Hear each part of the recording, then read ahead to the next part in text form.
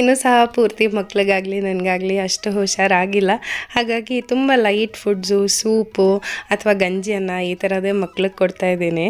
ಹುಷಾರಿಲ್ಲ ಅಂತಂದರೆ ಏನೂ ಮುಟ್ಟೋದೇ ಇಲ್ಲ ಊಟ. ಅದು ನಮ್ಮನೆ ಮಕ್ಕಳು ಮಾತ್ರ ಹಾಗೋ ಅಥವಾ ಎಲ್ಲರೂ ಹಾಗೋ ಗೊತ್ತಿಲ್ಲ. ಬಟ್ ಕೆಲವು ಸಲ ಅನಿಸುತ್ತೆ ಹುಷಾರಿಲ್ಲ ಅಂದರೆ ನಮಗೆ ಊಟ ಸೇರಲ್ಲ, ಇನ್ನು ಮಕ್ಳು ಹೇಗೆ ಊಟ ಮಾಡತ್ವೆ ಅಂತ.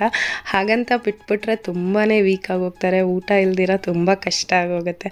ಹಾಗಾಗಿ ಏನೇನೋ ಇಂಟರ್ನೆಟ್ಟಲ್ಲೆಲ್ಲ ಹುಡುಕಿ ಹೊಸ ಹೊಸ ಸೂಪ್ ರೆಸಿಪಿ, ಆ ರೆಸಿಪಿ ಅಂತ ಶ್ರಮ ಮಾಡ್ಕೊಂಡು ಮಾಡ್ತೀನಿ. ಅದರಲ್ಲೂ ಅರ್ಧ ಚಮಚ ಇಲ್ಲ ಅರ್ಧ ಬಟ್ಲು ಕುಡಿದ್ಬಿಟ್ಟು ಸಾಕು ಅಂತ ಹೇಳ್ತಾರೆ. ಏನೂ ಮಾಡೋಕ್ಕಾಗಲ್ಲ. ಹುಷಾರಾಗೋವರೆಗೂ ಅದನ್ನೆಲ್ಲ ಅಡ್ಜಸ್ಟ್ ಮಾಡ್ಕೊಳ್ತಾ ಹೋಗ್ತಾ ಇರಬೇಕಷ್ಟೇ.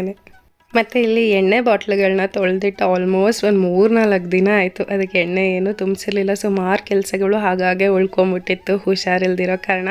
ಪರವಾಗಿಲ್ಲ, ಮೊದಲು ಸರಿ ಹೋಗೋಣ, ಆಮೇಲೆ ಕೆಲಸಗಳನ್ನ ಮಾಡ್ಕೊಳ್ಳೋಣ ಅಂತ ಹೇಳಿ ಈಗ ನಿನ್ನೆಯಿಂದ ಸ್ವಲ್ಪ ಪರವಾಗಿಲ್ಲ. ಹಾಗಾಗಿ ಎಲ್ಲ ಕೆಲಸಗಳು ನಿಧಾನಕ್ಕೆ ಮಾಡ್ಕೊಳ್ತಾ ಇದ್ದೀನಿ.